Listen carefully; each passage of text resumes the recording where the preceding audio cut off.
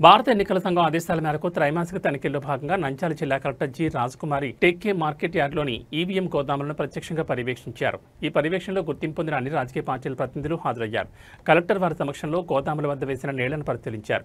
ఈవీఎంల భద్రతా ప్రమాణాలు మరియు రక్షణ చర్యలు సక్రమంగా ఉన్నాయో లేదో ఆమె సమీక్షించారు. అనంతరం ఆమె పర్యవేక్షణ రిజిస్టర్లో సంతకం చేసి తనిఖీలను అధికారికంగా నమోదు చేశారు.